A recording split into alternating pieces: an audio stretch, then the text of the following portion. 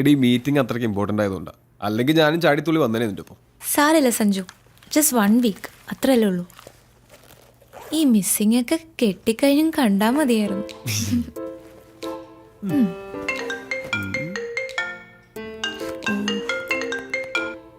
Hello എൻ്റെ പൊന്നു സുഹൃത്തെ, ലീവ് എടുത്ത് ഒരാഴ്ച മുങ്ങുന്നത് ഒരു ഫോൺ കോൾ പോലും ഇല്ലാതെ മനസ്സമാധാനമായിട്ടൊന്ന് ഇരിക്കാൻ വേണ്ടിയിട്ടാ.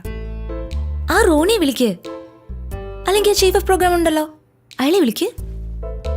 എന്നെ ഉപദ്രവിക്കരുത് പ്ലീസ്.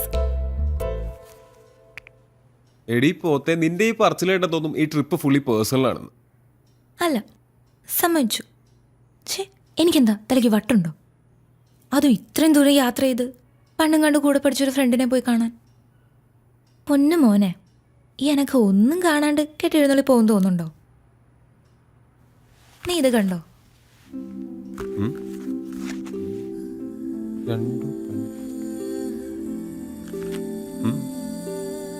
ഈ റൈറ്റർ എൻ്റെ ക്ലാസ്മേറ്റാ. ഞാൻ പണ്ട് 6th പഠിക്കുമ്പോൾ ഉണ്ടായ ഒരു ഇൻസിഡന്റിനെ പറ്റി പറഞ്ഞിട്ടില്ലേ, അവളാണിവൾ.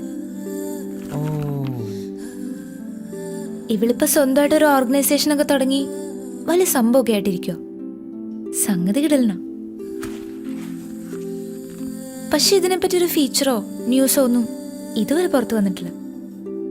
എന്നേക്കാ വലിയ പുലികൾ നോക്കിയിട്ട് നടക്കാത്ത കാര്യമാണ്.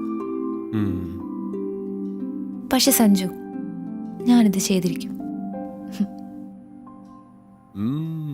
കൊള്ളാം. അപ്പോൾ സത്യം പറഞ്ഞ വർഷങ്ങൾക്ക് ശേഷം ഫ്രണ്ടിനെ അന്വേഷിച്ചുള്ള യാത്രയുടെ ഉദ്ദേശം ഒരു ഇമോഷണൽ ബ്ലാക്ക് മെയിലിംഗ് ആണല്ലേ? Yes, a psychological move.